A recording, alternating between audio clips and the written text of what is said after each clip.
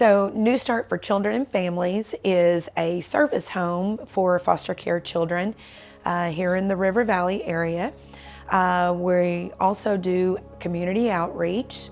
So we actually serve just foster kids alone over 100 plus children a month. They come here for visitation with their families, which is 4 hours a week for the state of Arkansas. We also have the foster children will come when they first get removed from a home. We feed them, we clothe them, they can get a bath and get ready to go, toiletry supplies, all of those things, and get ready to go on to their next state, which would be in a foster home. And then they come back weekly for 4-hour visits with to see their biological families. And we have them for over a year as their family works the program with DHS. It usually takes anywhere from a year to 18 months. And then the court decides if the children will return back home, which that's always our hope, that the children will get to go back home. And when they do that, then we help supply the biological families with the furniture, the beds, the clothing, and all of that they need to take care of their children. So we have a holistic approach where we take care of the whole unit and everything that we do. And then as far as community outreach goes, we also do a lot of food boxes every week. We average over 8 calls a day. People in the community needing things, whether it's clothes, diapers, wipes, car seats, furniture, food boxes, things like that, shoes for their kids. And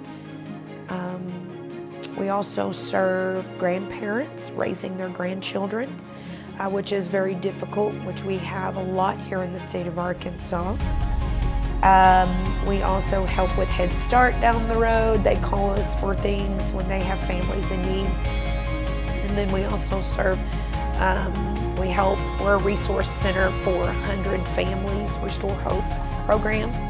And of course, DHS uses us for whatever needs they have with their families as well. We at one time had a little 6-year-old girl here, and we had her for a good year. And her mom was working real hard to get her and her other siblings back. And so she came up to us one time and she gave me a hug, and she's like, I just miss New Start so much. She was coming, weekly here. And she said, but without you guys, we wouldn't have been able to eat. And that was a fear for them. That's an anxiety for them, because when they're with their family, whether they're meeting their family, no matter what, they remember what it was like when they lived with them. And food was very scarce. They didn't have a lot. And so that's one thing she always remembered, was when she came here to visit her mom, she always had food, she always had something to eat, and that brought her comfort and peace, that she could just focus on visiting her mom and rebuilding that relationship back with them. She was the oldest of 5, and so she was the caretaker of the littles, and so that was something that just really set for her. You can imagine being almost 7 years old, 6 to 7 years old, and being the oldest of 5, So it was tough.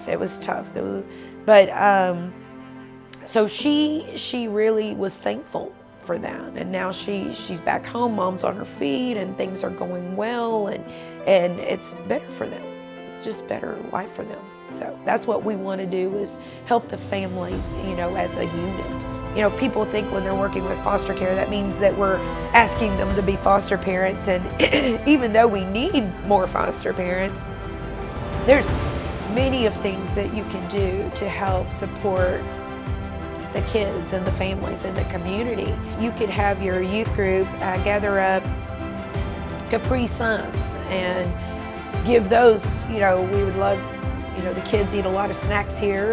When you're feeding 100 plus, 130, 150 kids a month, fruit snacks, anything like that, if y'all wanted to do that, or bar of soap, you know, toiletry items.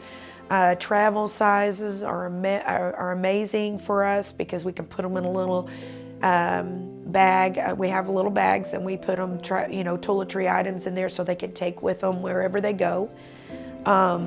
Toothbrushes, toothpaste, anything like that is very much appreciated.